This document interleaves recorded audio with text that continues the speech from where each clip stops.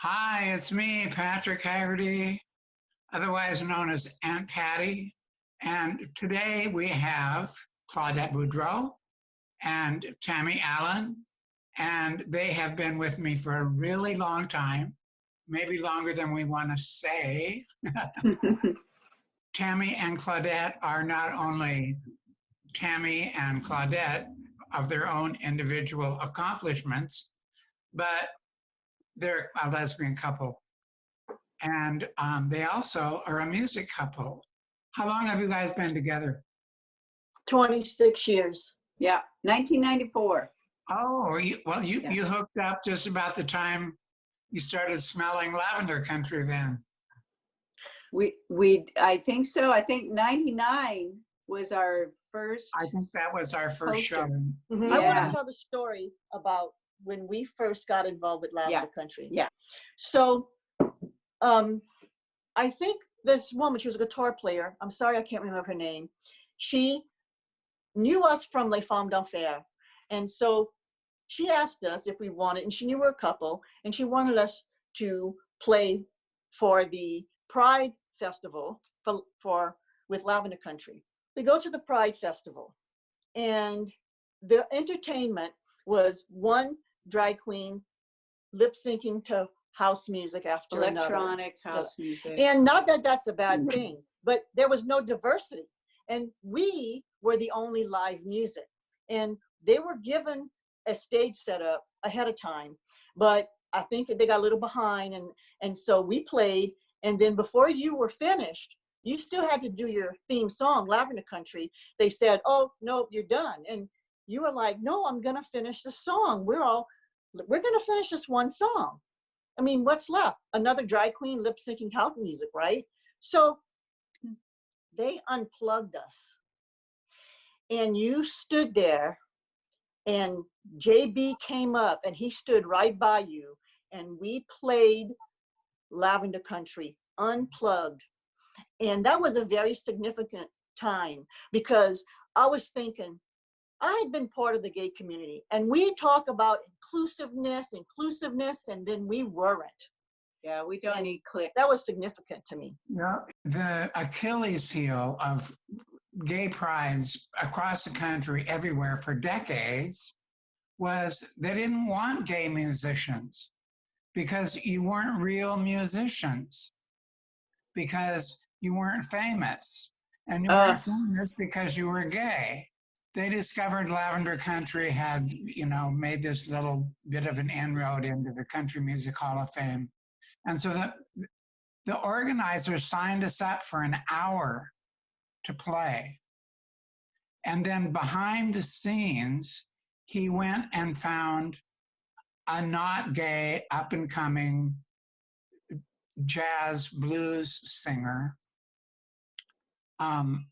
And I felt really sorry for her because she was put in a terrible position. But he jammed her into our hour after they'd given us that hour to perform. But what happened to us at Seattle Gay Pride in 1999 was a perfect photograph of what was happening across the country. You can't play at Gay Pride because you're gay. Yeah. Yeah. The internalized homophobia in that statement is like deep. Yep. Yeah. But it was something that we all felt. Do you have any idea how many Lavender Country gigs you've done? No. Oh, I have no idea. wow. Huh. I don't know how we'd ever figure that out. 30? Maybe 30. Musically, I had never crawled out of my little tiny closet of Cajun music. So, I told you about, I would play by myself and I couldn't play with other people. Then I learned to play with other people. Then I learned to play in Les Femmes d'Enfer, but I still didn't feel like I could Expand, I crossover. was so limited, but I've learned to not just go for it, go for it and try a whole nother style of music that I'm really enjoying. But and politically, that's Yeah. my second And thing I love. we love playing with Bobby and Jack. Oh, I mean, yeah. and being in the back, you know, I feel like I'm kind of the background kind of thing. But being on that stage with these people that I really love, Mhm. and watching you do your thing, and we're watching from this end, and We um, can see the faces watching the of the people response, in the audience. watching the response of the people in the audience to you is really fun. Yeah, it's like a session. It's not just they went to a concert. They went to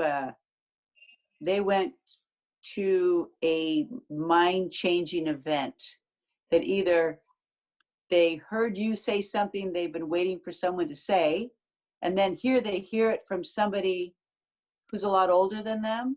People that are coming now, these kids in their 20s, they're not hung up on fitting in a box. They're right with you about grab a letter and get on the bus, and we're all in this together. I love that. I think the thing that makes Lavender Country unique is it's more than a concert.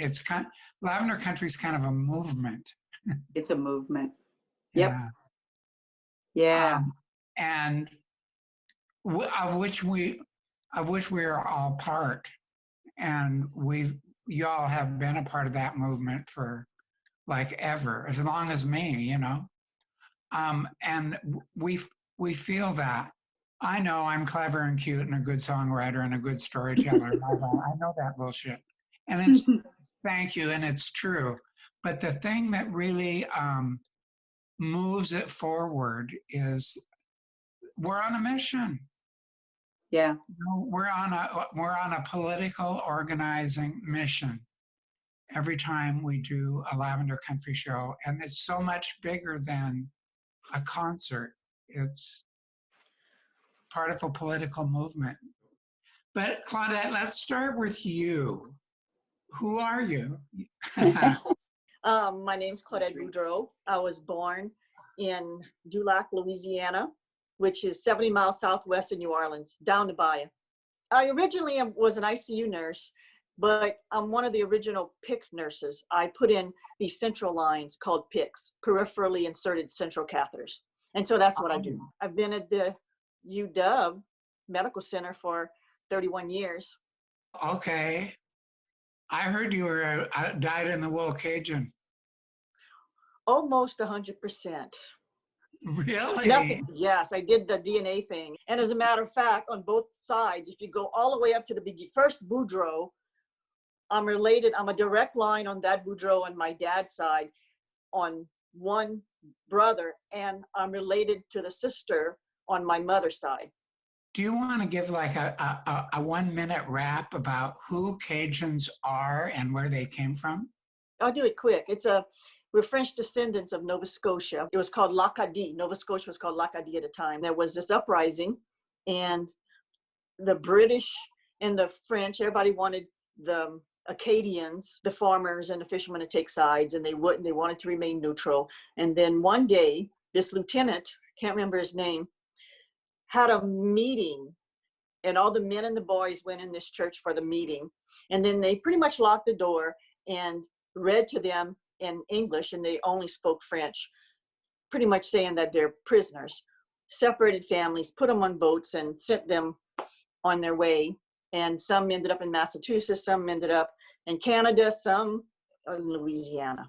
It was French occupied territory, so people migrated to Louisiana. Acadian just got shortened to Cajun. And that's where the music comes from, right? Right. I'm near New Orleans, and so I got a mix of a lot of music, you know, the New Orleans jazz. I grew up on a little bit of that too. But what Tami and I play is traditional Cajun music. That's what I'm getting at. Tell me just a snippet about your nursing career. Are you in the throes of the virus now at work? Not directly. And UW, I have to say, they've done excellent job in protecting us.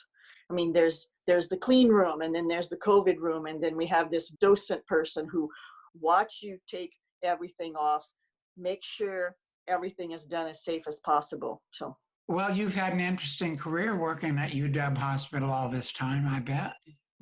I've been a nurse for 40 years, and I've been at the U for 31, and I have not had one day of regret of either choice. So you're where you're supposed to be. I Yeah, think so. I bet you do after a comment like that. So, Tami, you were the first harbor master on Bainbridge Yes. and the first female. Correct.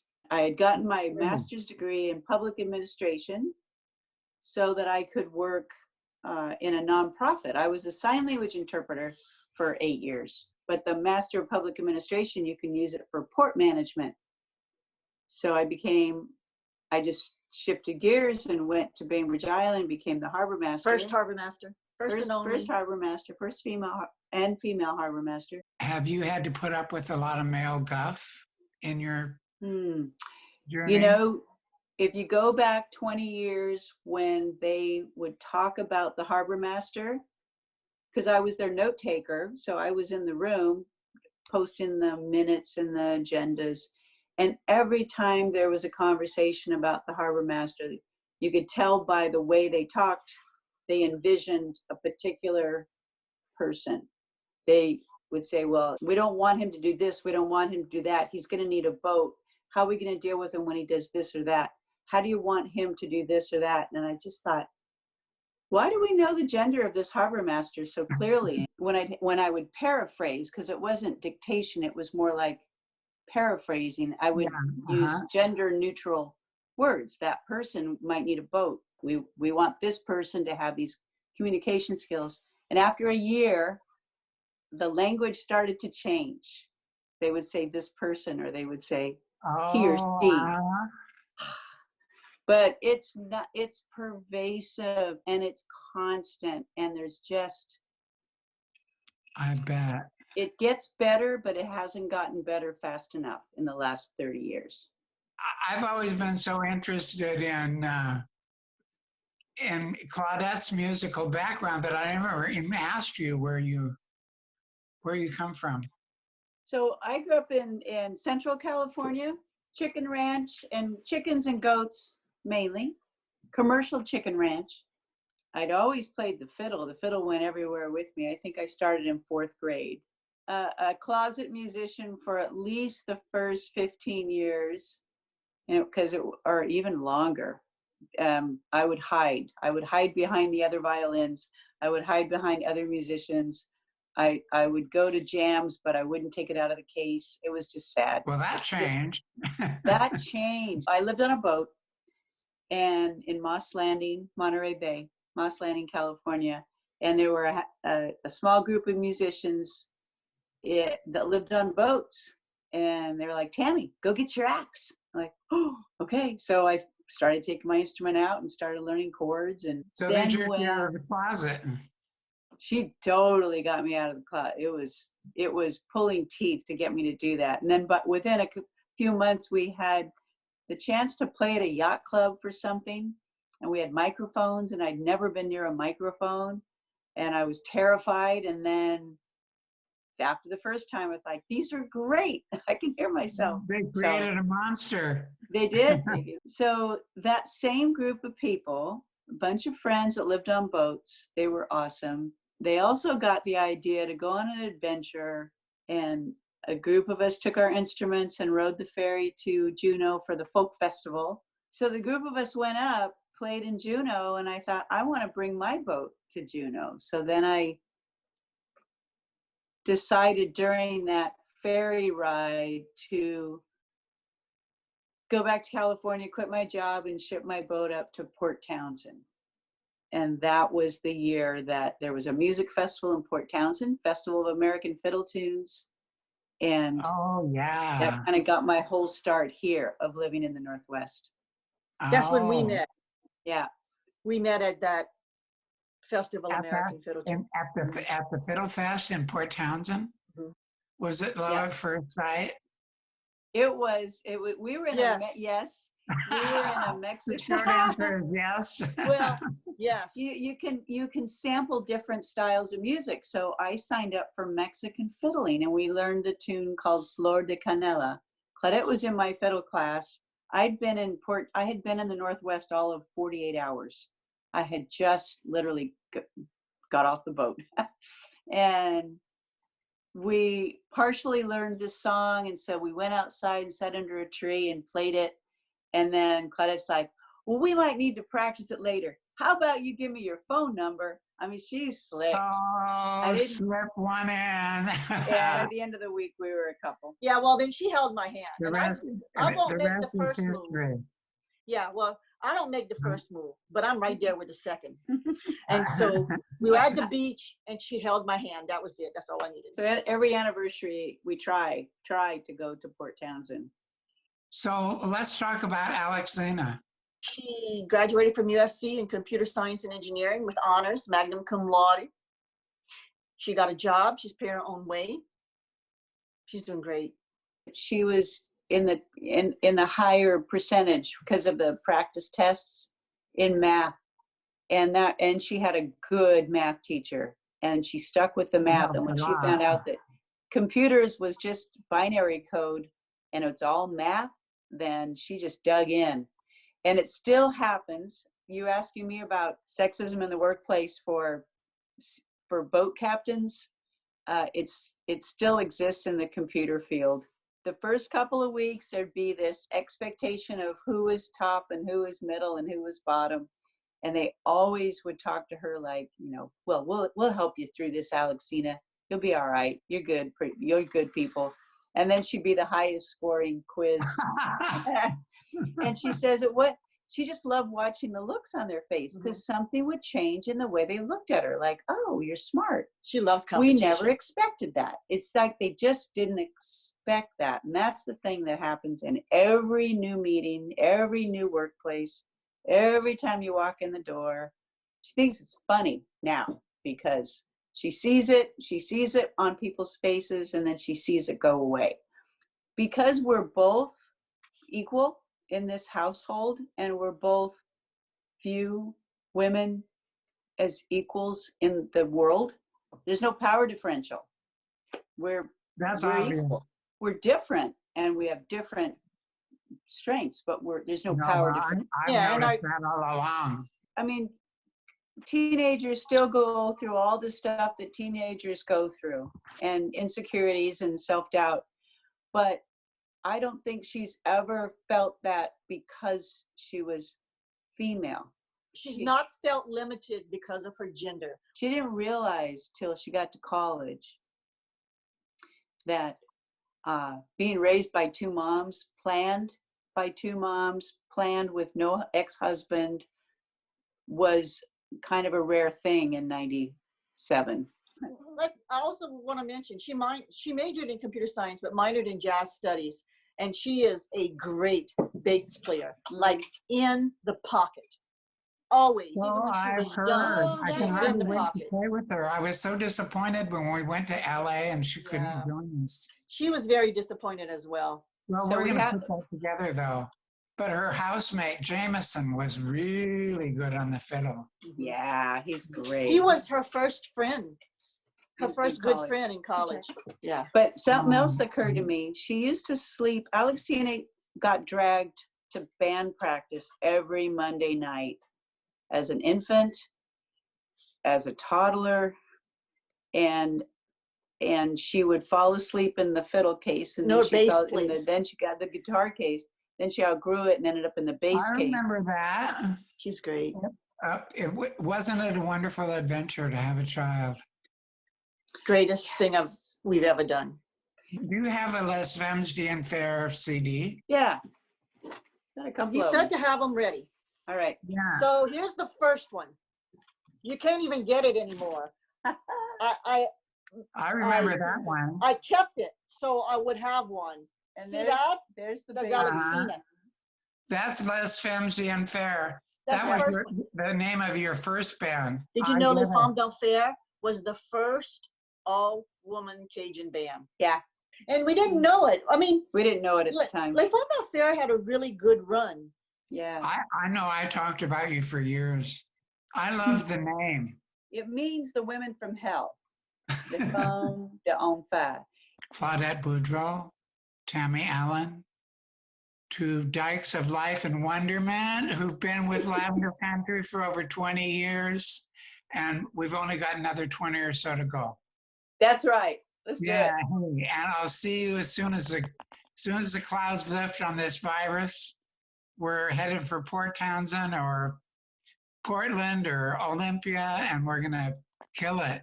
Kill We're it. there.